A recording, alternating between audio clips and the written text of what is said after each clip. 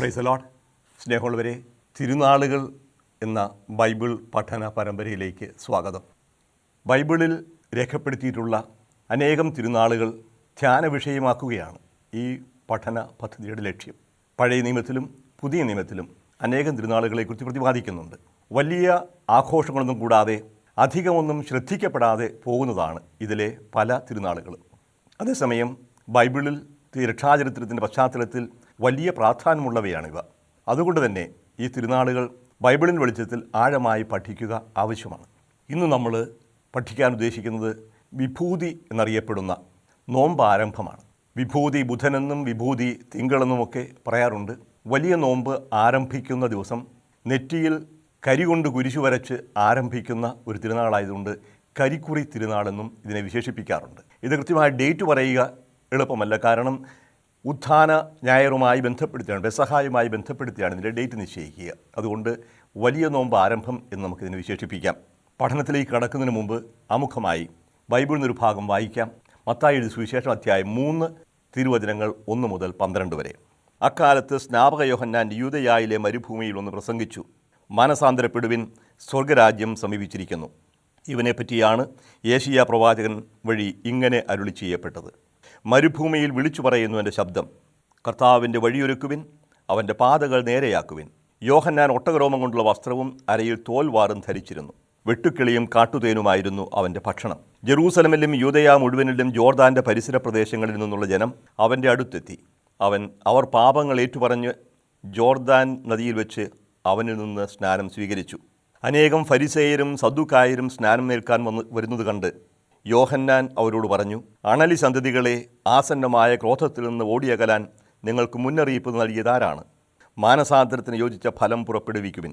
നിങ്ങൾക്ക് പിതാവായി അബ്രാഹമുണ്ട് എന്ന് പറഞ്ഞ് അഭിമാനിക്കേണ്ട. ഈ കല്ലുകളിൽ നിന്ന് അബ്രാഹത്തിന് സന്താനങ്ങളെ പുറപ്പെടുവിക്കുവാൻ ദൈവത്തിന് കഴിയും എന്ന് ഞാൻ നിങ്ങളോട് പറയുന്നു. വൃക്ഷങ്ങളുടെ വേരിന് കോടാലി വെച്ച് കഴിഞ്ഞു. നല്ല ഫലം കായ്ക്കാത്ത വൃക്ഷങ്ങളെല്ലാം വെട്ടി തീയിലെറിയും. മാനസാന്തരത്തിനായി ഞാൻ ജലം കൊണ്ട് നിങ്ങളെ സ്നാനപ്പെടുത്തി. എൻ്റെ പിന്നാലെ വരുന്നവൻ എന്നേക്കാൾ ശക്തൻ. അവൻ്റെ ചെരുപ്പ് വഹിക്കാൻ പോലും ഞാൻ യോഗ്യനല്ല.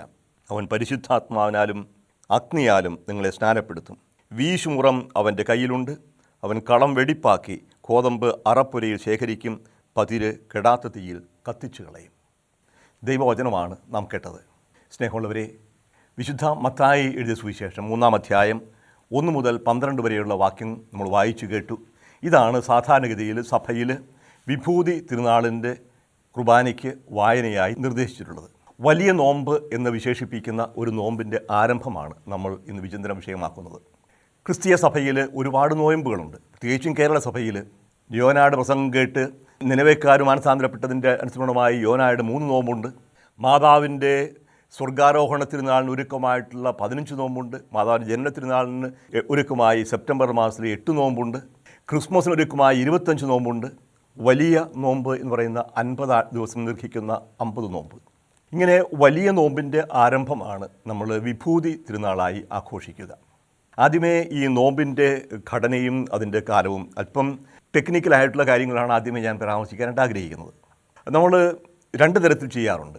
ഒന്നുകിൽ നെറ്റിയിൽ കരി കൊണ്ട് വരയ്ക്കും. ആ കരി ഉണ്ടാക്കുന്നത് ഓശാന ഞായറാഴ്ച, കഴിഞ്ഞ വർഷത്തെ ഓശാന ഞായറാഴ്ച വെഞ്ചരിച്ച് ഉപയോഗിച്ച ഓല കത്തിച്ച് അതിൻ്റെ കരിയിൽ എണ്ണ ഒഴിച്ച് ഒരു പേസ്റ്റ് ഉണ്ടാക്കി അതാണ് നെറ്റിയിൽ പുരട്ടുക, കുരിശിൻ്റെ രൂപത്തിൽ. 2 അടയാളമുണ്ട്. എല്ലാം ഇത് കുരിശാണ്. കുരിശ് പശ്ചാത്താപത്തിൻ്റെയും പ്രായശ്ചിത്വത്തിൻ്റെയും രക്ഷയുടെയും അടയാളമാണ്. അതേസമയം എല്ലാം നശ്വരമാണ് എന്ന് സൂചിപ്പിക്കാൻ വേണ്ടി. മറ്റൊന്ന് ചാരം, തന്നെ കരിയാക്കാതെ ചാരം തലയിൽ കുരിശാകൃതിയിലിടുകയാണ്. അതാണ് വിഭൂതി എന്ന വാക്കിൻ്റെ അർത്ഥം തന്നെ. വിഭൂതി എന്ന വാക്കിന് ഞാൻ ഡിക്ഷണറിയിൽ അന്വേഷിക്കുകയുണ്ടായി. പല അർത്ഥം വിഭൂതിക്കുണ്ട്. ഐശ്വര്യം എന്നതാണ് ആദ്യത്തെ അർത്ഥം. ഐശ്വര്യം, ശക്തി, വലുപ്പം, ധനം, സൃഷ്ടി എന്നൊക്കെ ഈ വാക്കിന് അർത്ഥമുണ്ട്. അതേസമയം ഭസ്മം എന്ന ഒരു അർത്ഥവുമുണ്ട്. ഭസ്മം അഥവാ ചാരം. എല്ലാം ചാരമായതിൽ നിന്ന് വീണ്ടും പുനഃസൃഷ്ടി നടക്കുന്നത് കൊണ്ടാണോ നമുക്കറിയില്ല. ഏതായാലും വിഭൂതി എന്ന വാക്കിൻ്റെ ചാരം എന്ന അർത്ഥമാണ് സഭയിൽ ഉപയോഗിക്കുക. അതുകൊണ്ടാണ് വിഭൂതി തിരുനാൾ. തലയിൽ ചാരമല്ലെങ്കിൽ നെറ്റിയിൽ കരി പൂശുമ്പോൾ പറയുന്നൊരു കാര്യമുണ്ട്, മനുഷ്യ നീ പൊടിയാകുന്നു, പൂഴിയാകുന്നു, പൂഴിയിലേക്ക് തന്നെ പിന്തിരിയുകയും ചെയ്യും. മനുഷ്യൻ്റെ നശ്വരതയെ, മർത്യതയെ അനുസ്മരിപ്പിക്കുന്ന ഒന്നാണ്. ഉൽപ്പത്തി പുസ്തകം 2-ാമത്തെ അധ്യായത്തിൽ മനുഷ്യ സൃഷ്ടിയെക്കുറിച്ച് പറയുന്നത് ഇങ്ങനെയാണ്: ഭൂമിയിലെ പൂഴി കൊണ്ട് ദൈവം മനുഷ്യനെ രൂപപ്പെടുത്തി, അവരിലേക്ക് ജീവൻ്റെ ശ്വാസം നിശ്വസിച്ചു, അങ്ങനെ ജീവനുള്ളവനായി തീർന്നു. പക്ഷേ 3-ാമത്തെ അധ്യായത്തിലേക്ക് വരുമ്പോഴേക്കും അവൻ പാപം ചെയ്ത് ദൈവത്തിൽ നിന്ന് അകന്നു പോയതുകൊണ്ട് നീ മണ്ണാണ്, മണ്ണിലേക്ക് തന്നെ മടങ്ങും എന്ന ഒരു വിധിയും ഉണ്ടായി. അഥവാ അവൻ്റെ അവസ്ഥയുടെ വിശദീകരണമായി ദൈവം പറയുകയാണ്, നീ മണ്ണാണ്, മണ്ണിലേക്ക് മടങ്ങും. അപ്പോൾ നമ്മുടെ ജീവിതം നശ്വരമാണെന്നും ഈ ശരീരം, നശ്വരമായ ശരീരം മണ്ണിലേക്ക് മടങ്ങാനുള്ളതാണെന്ന് നമ്മളെ അനുസ്മരിപ്പിക്കുകയാണ് വാസ്തവത്തിൽ ഈ ചാരം പൂശുന്നതിലൂടെ അഥവാ കരി പുരട്ടുന്നതിലൂടെ. പക്ഷേ കുരിശു വരയ്ക്കുമ്പോൾ ഒരർത്ഥമാക്കുന്നുണ്ട്, ഇവിടെ മണ്ണായി തീർന്നാലും നീ ഇനിയും ഉയർക്കാനുള്ളവനാണ്. അപ്പോഴിങ്ങനെ ചാരം പൂശിക്കൊണ്ട് ആരംഭിക്കുന്നത് ഒരു വലിയ നവീകരണത്തിൻ്റെ കാലഘട്ടമാണ്. വലിയ നോമ്പ് എന്ന് പറയും.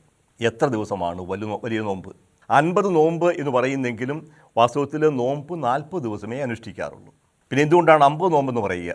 50 നോമ്പെന്ന് പറയാൻ കാരണം അത് 7 ആഴ്ചകളുണ്ട്. ആദ്യത്തെയും അവസാനത്തെയും ഞായറാഴ്ചകളും കൂടി കൂട്ടുമ്പോൾ 50 ദിവസമാകും.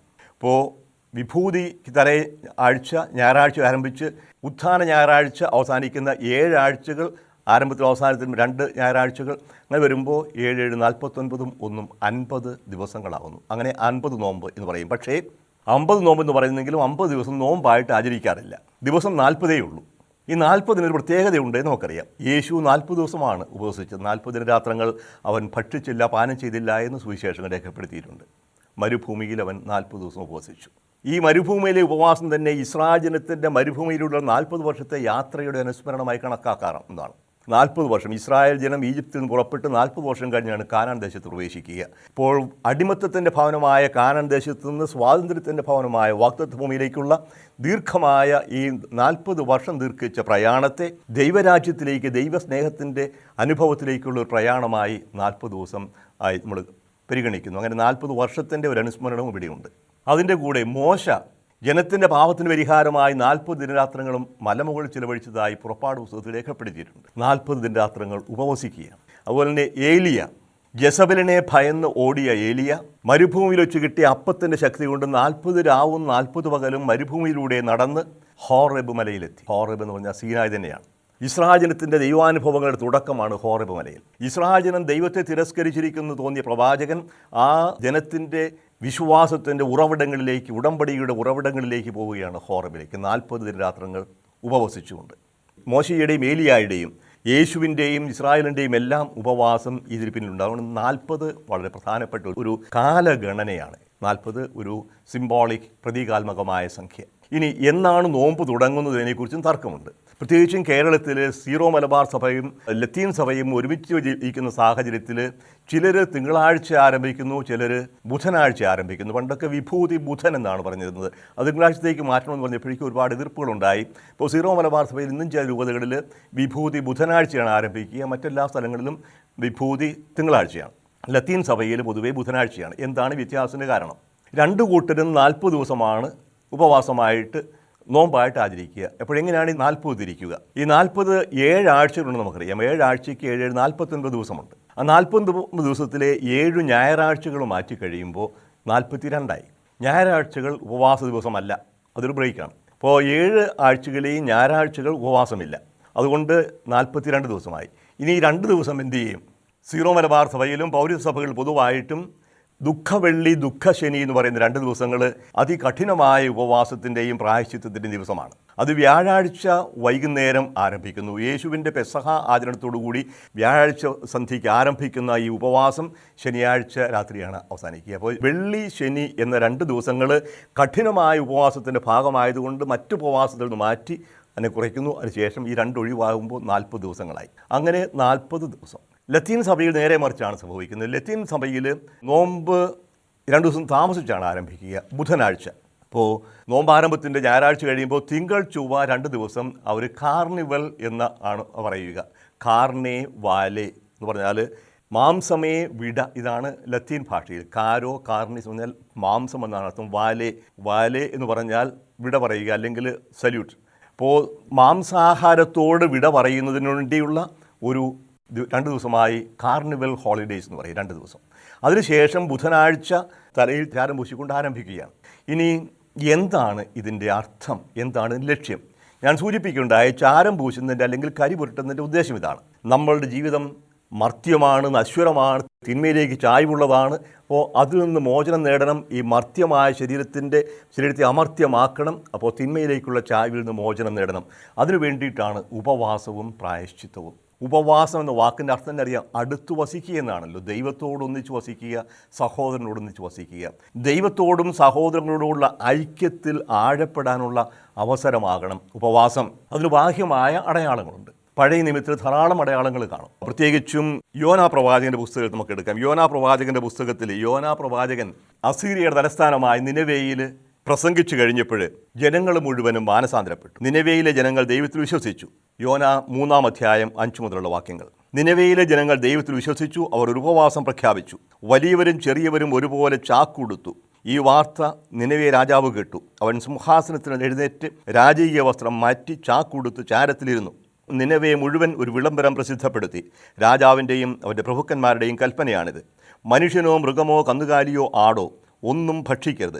അവ മേയുകയോ വെള്ളം കുടിക്കുകയോ അരുത്. മനുഷ്യനും മൃഗവും ചാക്കുവസ്ത്രം ധരിച്ച് ദൈവത്തോട് ഉച്ചത്തിൽ വിളിച്ചപേക്ഷിക്കട്ടെ. ഓരോരുത്തരും തങ്ങളുടെ ദുർമാർഗത്തിൽ നിന്ന് അക്രമങ്ങളിൽ നിന്നും പിന്തിരിയട്ടെ. ദൈവം മനസ്സുമാറ്റി തൻ്റെ ക്രോധം പിൻവലിക്കുകയും അങ്ങനെ നാം നശിക്കാതിരിക്കുകയും ചെയ്തേക്കാം. ചെയ്തുപോയ തെറ്റിനും കുറ്റങ്ങൾക്കും പ്രായശ്ചിത്തം എന്ന നിലയിൽ അനുഷ്ഠിക്കുന്ന കാര്യങ്ങളാണ്. ബാഹ്യമായ അടയാളങ്ങൾ: ദേഹത്ത് ചാരം പൂശുക, തലയിലും പൂഴി വിതറുക, കീറിയ വസ്ത്രം ധരിക്കുക അല്ലെങ്കിൽ ചാക്ക് വസ്ത്രം ധരിക്കുക, മണ്ണിൽ ഇരിക്കുക അല്ലെങ്കിൽ പൂഴിയിൽ കിടക്കുക, നിലവിളിക്കുക, കർത്താവിനോട് വിളിച്ചപേക്ഷിക്കുക, ഉപവസിക്കുക, ഭക്ഷണം കഴിക്കാതിരിക്കുക. ഇതെല്ലാം ഉപവാസത്തിൻ്റെ അടയാളങ്ങളാണ്. ഈ അടയാളങ്ങൾ ഒരു പശ്ചാത്താപത്തിൻ്റെയും ചെയ്തു പോയ തെറ്റിനെക്കുറിച്ചുള്ള അനുതാപത്തിൻ്റെയും മാനസാന്തരത്തിൻ്റെയും അടയാളങ്ങളായിരിക്കണം. അതുകൊണ്ട് ജോയേൽ പ്രവാചകൻ്റെ പുസ്തകത്തിൽ ജോയേൽ പ്രവാചകൻ വരുന്നത് ഒരു പ്രത്യേക കാലഘട്ടത്തിലാണ്. വെട്ടുക്കിളിയുടെ ശല്യമുണ്ടായി ദേശം മുഴുവനും നശിക്കുന്നൊരു സാഹചര്യത്തിലാണ് ജോയേൽ പ്രവാചകൻ ഒരു ആഹ്വാനവുമായി കടന്നു വരുന്നത്. ജോയേലിൻ്റെ പുസ്തകം 1-ാം അധ്യായം 13-14 വാക്യങ്ങൾ. പുരോഹിതന്മാരെ ചാക്കുടുത്ത് വിലപിക്കുവിൻ, ബലിപീഠ ശുശ്രൂഷകരെ വിലപിക്കുവിൻ, എൻ്റെ ദൈവത്തിൻ്റെ സേവകരെ അകത്തു ചെന്ന് ചാക്കുടുക്കുവിൻ, രാത്രി കഴിക്കുവിൻ. ധാന്യബലിയും പാനീയബലിയും നിങ്ങളുടെ ദൈവത്തിൻ്റെ ആലയത്തിൽ അർപ്പിക്കപ്പെടുന്നില്ല. ഉപവാസം പ്രഖ്യാപിക്കുകയും മഹാസഭ വിളിച്ചുകൂട്ടുകയും ചെയ്യുവിൻ. ശ്രേഷ്ഠന്മാരെയും ദേശവാസികളെയും നിങ്ങളുടെ ദൈവമായ കർത്താവിൻ്റെ ആലയത്തിൽ ഒരുമിച്ച് കൂട്ടുവിൻ. കർത്താവിനോട് പ്രാർത്ഥിക്കുവിൻ. ഒരുമിച്ച് കൂട്ടി പ്രാർത്ഥിക്കുക, ചാക്കുടുക്കുക, പൂഴിയിലിരിക്കുക, തപസ് ചെയ്യുക. അപ്പോൾ ഇതെല്ലാം ബാഹ്യമായ അനുഷ്ഠാനങ്ങളാണ്. പക്ഷേ ഈ ബാഹ്യമായ അനുഷ്ഠാനം കൊണ്ട് മാത്രം ഉപവാസമാവുകയില്ല. പ്രധാനം മാനസാന്തരമാണെന്ന് ജോയേൽ തന്നെ പറയും. ജോയേലിൻ്റെ പുസ്തകം 2-ാമത്തെ അധ്യായം 12-ാമത്തെ വാക്യം. കർത്താവ് അരുളി ചെയ്യുന്നു, ഇപ്പോഴെങ്കിലും ഉപവാസത്തോടും വിലാപത്തോടും നെടുവീർപ്പോടും കൂടെ നിങ്ങൾ പൂർണ്ണ ഹൃദയത്തോടെ എൻ്റെ അടുക്കിലേക്ക് തിരിച്ചു വരുവിൻ. 13-ാം വാക്യം പ്രത്യേകം ശ്രദ്ധിക്കുക. നിങ്ങളുടെ ഹൃദയമാണ് വസ്ത്രമല്ല കീറേണ്ടത്. ഹൃദയമാണ് വസ്ത്രമല്ല. ഉപവാസം വലിയൊരു മാനസാന്തരത്തിൻ്റെ അവസരമായിരിക്കണം. ദൈവത്തിലേക്കും സഹോദരങ്ങളിലേക്കും മടങ്ങി വരാനുള്ള അവസരം. ഇതില്ലാതെ ഉപവാസം അനുഷ്ഠിച്ചാൽ അത് അർത്ഥശൂന്യമാണ് എന്ന് വളരെ ശക്തമായ ഭാഷയിൽ യേശയ്യാ പ്രവാചകൻ നമ്മളെ അനുസ്മരിപ്പിക്കുന്നുണ്ട്. യേശയ്യായുടെ പുസ്തകം 58-ാമത്തെ അധ്യായം 1 മുതൽ 10 വരെയുള്ള വാക്യങ്ങൾ അല്പം ദീർഘമാണ്. എങ്കിലും ഉപവാസത്തിൻ്റെ യഥാർത്ഥമായ അർത്ഥം വെളിപ്പെടുത്തുന്നത് കൊണ്ട് ദൈവവചനമാണ് എൻ്റെ വചനത്തെക്കാൾ ശക്തമെന്ന് എനിക്ക് ബോധ്യമുള്ളത് കൊണ്ട് ഞാനത് വായിക്കുകയാണ്. ആവുന്നത്ര ഉച്ചത്തിൽ വിളിച്ചു പറയുക, കാഹളം പോലെ സ്വരമുയർത്തുക. എൻ്റെ ജനത്തോട് അവരുടെ അതിക്രമങ്ങൾ, യാക്കോബിൻ്റെ ഭവനത്തോട് അവരുടെ പാപങ്ങൾ വിളിച്ചു പറയുക. നീതി പ്രവർത്തിക്കുകയും തങ്ങളുടെ ദൈവത്തിൻ്റെ കൽപ്പനകൾ ലംഘിക്കാതിരിക്കുകയും ചെയ്യുന്ന ഒരു ജനമെന്നോണം അവർ ദിവസേന എന്നെ അന്വേഷിക്കുകയും എൻ്റെ മാർഗം തേടുന്നതിൽ സന്തോഷിക്കുകയും ചെയ്യുന്നു. അവർ എന്നോട് നീതിവിധികൾ ആരായുന്നു, ദൈവത്തോടടുക്കാൻ താല്പര്യം കാണിക്കുകയും ചെയ്യുന്നു. ഞങ്ങൾ എന്തിനു ഉപവസിച്ചു, അങ്ങ് കാണുന്നില്ലല്ലോ? ഞങ്ങൾ എന്തിന് ഞങ്ങളെ തന്നെ എളിമപ്പെടുത്തി, അങ്ങ് അത് ശ്രദ്ധിക്കുന്നില്ലല്ലോ? എന്നാൽ ഉപവസിക്കുമ്പോൾ നിങ്ങൾ സ്വന്തം സുഖമാണ് തേടുന്നത്. നിങ്ങളുടെ വേലക്കാരെ നിങ്ങൾ പീഡിപ്പിക്കുന്നു. കലഹിക്കുന്നതിനും ശണ്ഠ കൂടുന്നതിനും ക്രൂരമായി മുഷ്ടി കൊണ്ടിടിക്കുന്നതിനും മാത്രമാണ് നിങ്ങൾ ഉപവസിക്കുന്നത്. നിങ്ങളുടെ സ്വരം ഉന്നതത്തിലെത്താൻ ഇത്തരം ഉപവാസം ഉപകരിക്കുകയില്ല. ഇത്തരം ഉപവാസമാണോ ഞാൻ ആഗ്രഹിക്കുന്നത്? ഒരു ദിവസത്തേക്ക് ഒരുവനെ എളിമപ്പെടുത്തുന്ന ഉപവാസം, ഞാങ്ങണ പോലെ തലകുനിക്കുന്നതും ചാക്കു വിരിച്ച് ചാരവും ഇതറി കിടക്കുന്നതുമാണോ അത്? ഇതിനെയാണോ നിങ്ങൾ ഉപവാസമെന്ന്, കർത്താവിന് സ്വീകാര്യമെന്ന ദിവസമെന്നും വിളിക്കുക? ദുഷ്ടതയുടെ കെട്ടുകൾ പൊട്ടിക്കുകയും നുഖത്തിൻ്റെ കയറുകൾ അഴിക്കുകയും മർദ്ദിതരെ സ്വതന്ത്രരാക്കുകയും എല്ലാ നുഖങ്ങളും ഒടിക്കുകയും ചെയ്യുന്നതല്ലേ ഞാൻ ആഗ്രഹിക്കുന്ന ഉപവാസം? വിശക്കുന്നവരുമായി ആഹാരം പങ്കുവയ്ക്കുന്നതും ഭവൻരഹിതനെ വീട്ടിൽ സ്വീകരിക്കുകയും നഗ്നനെ ഉടുപ്പിക്കുകയും സ്വന്തക്കാരിൽ നിന്ന് ഒഴിഞ്ഞു മാറാതിരിക്കുകയും ചെയ്യുന്നതല്ലേ? അപ്പോൾ നിന്റെ വെളിച്ചം പ്രഭാതം പോലെ പൊട്ടിവിരിയും. നീ വേഗം സുഖം പ്രാപിക്കും. നിന്റെ നീതി നിന്റെ മുമ്പിലും കർത്താവിൻ്റെ മഹത്വം നിന്റെ പിമ്പിലും നിന്നെ സംരക്ഷിക്കും. നീ പ്രാർത്ഥിച്ചാൽ കർത്താവ് ഉത്തരമരുളും. നീ നിലവിളിക്കുമ്പോൾ ഇതാ ഞാൻ എന്ന് അവിടെ മറുപടി തരും. മർദ്ദനവും കുറ്റാരോപണവും ദുർഭാഷണവും നിന്നിൽ നിന്ന് ദൂരെ എറിയുക. വിശക്കുന്നവർക്ക് ഉദാരമായി ഭക്ഷണം കൊടുക്കുകയും പീഡിതർക്ക് സംതൃപ്തി നൽകുകയും ചെയ്താൽ നിന്റെ പ്രകാശം അന്ധകാരത്തിൽ ഉദിക്കും, നിന്റെ ഇരുണ്ട വേളകൾ മധ്യാഹ്നം പോലെ പ്രശോഭിതമാണ്. ഇതാണ് ഉപവാസം. യഥാർത്ഥ ഉപവാസം എന്ന് പറഞ്ഞാൽ ദൈവത്തോടും സഹോദരങ്ങളോടുമൊത്ത് അടുത്തു വസിക്കുക എന്നാണ്. അതല്ലാതെ എന്തെങ്കിലും ബാഹ്യമായ അനുഷ്ഠാനങ്ങൾ മാത്രമല്ല. ഒരു നേരം ആഹാരം കഴിക്കാതിരുന്നത് കൊണ്ടോ അല്ലെങ്കിൽ ഒരു ദിവസം മുഴുവൻ പട്ടിണി കിടന്നത് കൊണ്ടോ ഉപവാസമാവുകയില്ല.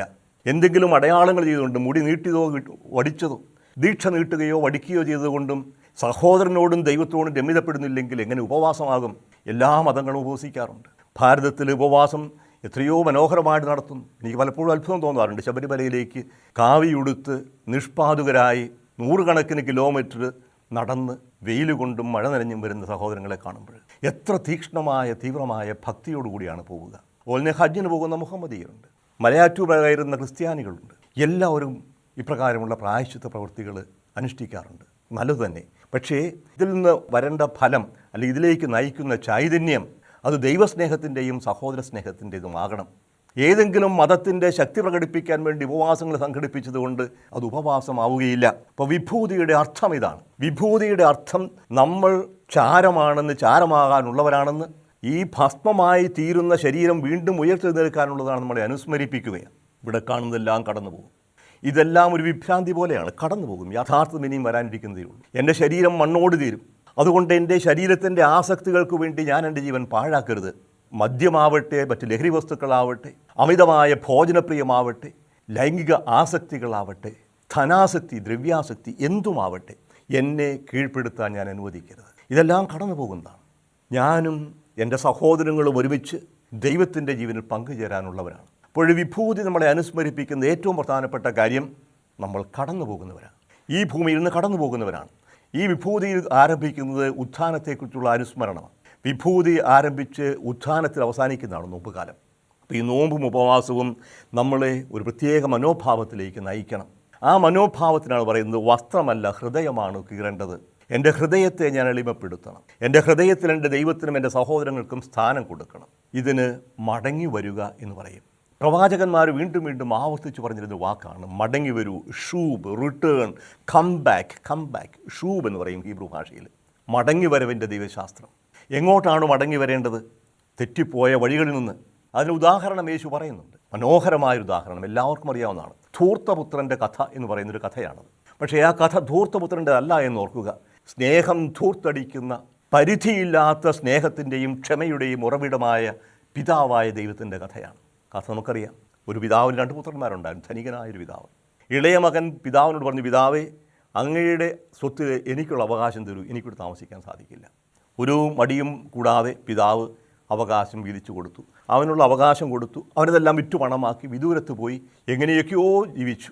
അവൻ്റെ കയ്യിലെ സമ്പത്ത് കഴിഞ്ഞു. അപ്പോൾ കൂട്ടുകാരെല്ലാം അവനിൽ നിന്ന് അകന്നു, ഒന്നുമില്ലാണ്ടായി. വിശപ്പടക്കാൻ നിവൃത്തിയില്ലാതെ വന്നപ്പോൾ ആ ദേശത്തെ ഒരു പൗരൻ്റെ അടുത്ത് ചെന്നു. അവൻ ഇവനെ പന്നികളെ മേയ്ക്കാനായിട്ട് അയച്ചു. പന്നികൾ തിന്നുന്ന തവിട് കൊണ്ടെങ്കിലും വിശപ്പടക്കാൻ അവൻ ആഗ്രഹിച്ചു. പക്ഷെ അവന് ആരും കൊടുത്തില്ല. കീറിപ്പറിഞ്ഞ വസ്ത്രവും പന്നിയുടെ മണമുള്ള ശരീരവും കാലിയായി വിശക്കുന്ന വയറുമായി ഈ പന്നിക്കുഴിയിൽ ഇരുന്നപ്പോൾ ചെറുപ്പക്കാരന് സുബോധമുണ്ടായി. ഹി കെയിം ടു ഹിംസെൽഫ് എന്നാണ് പറയുക. അവൻ തന്നിലേക്ക് തന്നെ മടങ്ങി വന്നു. ചുറ്റുപാടും നോക്കി, ഞാൻ ആരാണ്? എൻ്റെ പിതാവിൻ്റെ ഭവനത്തിൽ എത്രയോ വേലക്കാർ ആവശ്യത്തിലധികം ഭക്ഷണം കഴിക്കുന്നു. ഞാനോ ഈ പന്നിക്കുഴിയിൽ കിടന്നരകിക്കുന്നു. ഞാനിതിലൂടെ കിടക്കണം. ഞാനിവിടെ കിടക്കേണ്ടവനല്ല. ഞാൻ മടങ്ങിപ്പോകും. ഞാൻ എൻ്റെ പിതാവിൻ്റെ ഭവനത്തിലേക്ക് പോകും. അവിടെ ചെന്ന് പറയും, പിതാവേ, എനിക്ക് തെറ്റിപ്പോയി. നിനക്കും ദൈവത്തിനുമെതിരെ ഞാൻ പാപം ചെയ്തു. നിന്റെ മകനെന്ന് വിളിക്കപ്പെടാനുള്ള അർഹത എനിക്കില്ല. അത് ഞാൻ നഷ്ടപ്പെടുത്തിയതാണ്. അവകാശമെല്ലാം വാങ്ങി തൂർത്തടിച്ചവനാണ്. അതുകൊണ്ട് മകനായി ഒന്ന് സ്വീകരിക്കണമല്ലോ. പക്ഷേ ഒരു കാര്യം, അവിടുത്തെ തിണ്ണയിൽ എവിടെയെങ്കിലും ഒന്ന് കിടക്കാൻ എന്നെ അനുവദിക്കുക. വിശപ്പടക്കാൻ ആഹാരം തന്നാൽ മാത്രം മതി, വേറൊന്നും വേണ്ട.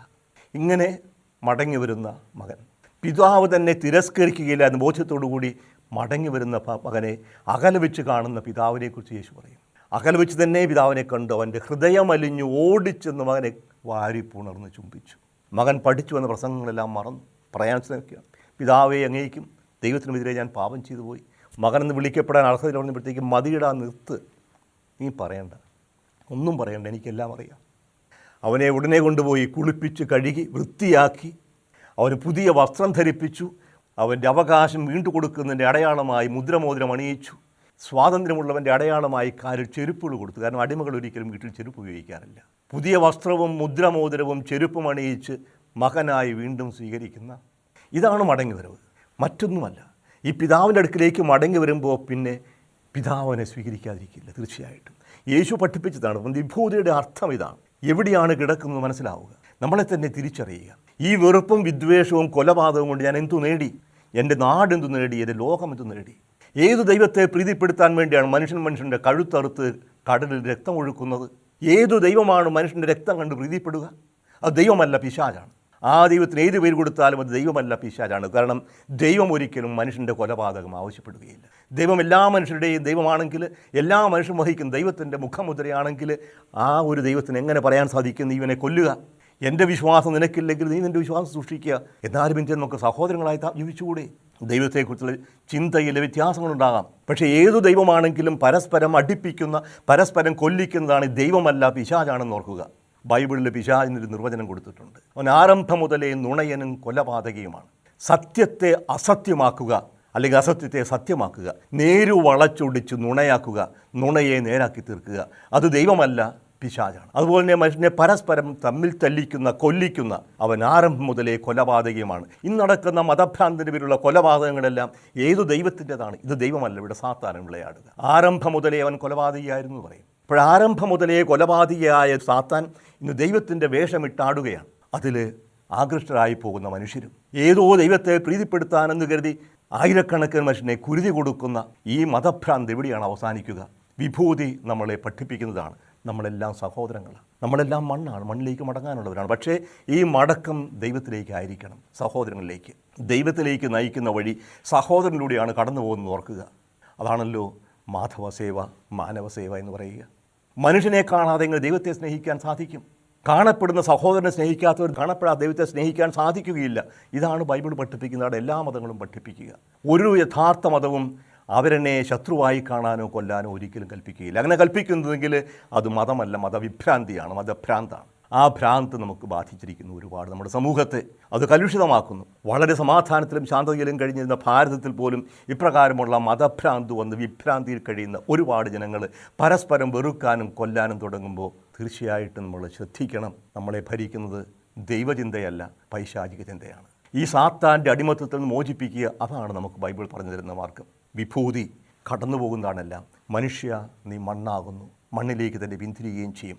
ഈ ശരീരം മരിച്ച് മണ്ണിലടിയുമ്പോൾ മരിക്കാത്ത ഒരു ആത്മാവ് എനിക്കുണ്ടെന്നും ആ ആത്മാവെന്നും ദൈവത്തോട് ഒന്നിച്ചായിരിക്കുമെന്നും ഓർക്കുക. അതുപോലെ തന്നെ ഈ മണ്ണായിത്തീരുന്ന ശരീരം വീണ്ടും ഉയർത്തെഴുന്നേൽക്കാനുള്ളതാണ്. ആത്മീയമായൊരു ശരീരമുണ്ടാകും. അപ്പോൾ നമ്മൾ യാഥാർത്ഥ്യത്തിലേക്ക് മടങ്ങുക. ഷൂബ് എന്ന് പറയും തിരിച്ചു വരിക, ദൈവത്തിലേക്ക് തിരിച്ചു വരിക. ധൂർത്തപുത്രനെ പോലെ തെറ്റിപ്പോയ വഴികൾ മനസ്സിലാക്കി തിരിച്ചു വരിക. എവിടെയാണ് നിനക്ക് തെറ്റുപറ്റിയത്? നടന്നു പോകുന്ന വഴികൾ നോക്കുക, ചൂണ്ടുവലകൾ ശ്രദ്ധിക്കുക. എവിടേക്കാണ് നിനക്ക് വഴിതെറ്റിപ്പോയത്? മടങ്ങി വരിക. ഇപ്രകാരം മടങ്ങി വരാൻ, ദൈവത്തിലേക്കും സഹോദരങ്ങളിലേക്കും മടങ്ങി വരാനുള്ള വലിയ ഒരു ആഹ്വാനമാണ് ഈ നോമ്പ് കാലത്ത്. ഏതു മതത്തിൻ്റെതാവട്ടെ, നോമ്പിൻ്റെയും ഉപവാസത്തിൻ്റെയും ലക്ഷ്യം ഇതായിരിക്കണം. അത് തീർത്ഥാടകരായി ഹജ്ജിന് പോകുന്നവരാകാം, അല്ലെങ്കിൽ കാശിക്ക് പോകുന്നവരാവാം, മാർത്തോമാ ശ്ലീഹായുടെ ഓർമ്മയാചരിച്ചുകൊണ്ട് കുരിശുമലയ്ക്ക് പോകുന്നതാവാം. എവിടെയുമായിട്ട് ജെറൂസലത്തേക്ക്, റോമിലേക്ക്, എങ്ങോട്ട് പോവുകയാണെങ്കിലും പ്രധാനം ഈ ദൈവത്തിലേക്കുള്ള മടക്കയാത്രയാണ്. ആ മടക്കയാത്ര സഹോദരനിലൂടെ പോവുകയുള്ളൂ. അപ്പോൾ സഹോദര സ്നേഹത്തിലൂടെ ദൈവസ്നേഹത്തിലേക്ക് നമ്മളെ നയിക്കാൻ സഹായിക്കുന്നതായിരിക്കണം നമ്മുടെ ഉപവാസം, നോമ്പും പ്രാർത്ഥനയും. അതിന് ദൈവം നമ്മളെ സഹായിക്കട്ടെ എന്ന് നമുക്ക് പ്രാർത്ഥിക്കാം. കാരുണ്യവാനും സ്നേഹനിധിയുമായ ദൈവമേ, അങ്ങിൽ നിന്ന് ഒരുപാട് ദൂരം ഞങ്ങൾ അകന്നുപോയി. ഞങ്ങളുടേതായ സ്വാർത്ഥ ചിന്തകളും മോഹങ്ങളും താല്പര്യങ്ങളും കൊണ്ട് അങ്ങിൽ നിന്നും പരസ്പരവും അകന്ന് ശത്രുതയിൽ കഴിയുന്ന, കണ്ണിന് തിമിരം ബാധിച്ച അന്ധകാരത്തിൽ ആണ്ടുപോയ ഞങ്ങളെ അവിടുന്ന് കടാക്ഷിച്ചാലും ഈ വിഭൂതിയും നോമ്പുകാലവുമൊക്കെ അങ്ങിലേക്ക് മടങ്ങി വരാൻ, അങ്ങിലേക്കുള്ള വഴി ഞങ്ങളുടെ സഹോദരനിലൂടെയാണെന്ന് മനസ്സിലാക്കിക്കൊണ്ട് സഹോദര സ്നേഹത്തിലൂടെ അങ്ങയെ സ്നേഹിക്കാൻ ഞങ്ങളെ അനുഗ്രഹിക്കണമേ. തെറ്റായ ചിന്താഗതികൾ, തെറ്റായ ബോധ്യങ്ങൾ വെടിഞ്ഞ് അങ്ങയുടെ സ്നേഹത്തിൽ ഉറച്ചു വിശ്വസിച്ചുകൊണ്ട് അങ്ങേ തിരുപുത്രൻ്റെ പീഡാനുഭവവും മരണവും ഉത്ഥാനവും അനുസ്മരിക്കുന്ന ആ വലിയ ആഴ്ചയിലേക്ക്, വലിയ രക്ഷയുടെ അനുഭവത്തിലേക്ക് നയിക്കുവാൻ ഞങ്ങളുടെ ഈ ഉപവാസവും ഞങ്ങളുടെ ഈ ശുശ്രൂഷകളും ഞങ്ങൾക്ക് കാരണമാവട്ടെ. ഞങ്ങളെല്ലാവരെയും അവിടുത്തെ സ്നേഹത്താൽ, ചൈതന്യത്താൽ നിറയ്ക്കണമേ. നിത്യം പിതാവും പുത്രനും പരിശുദ്ധാത്മാവുമായ സർവേശ്വര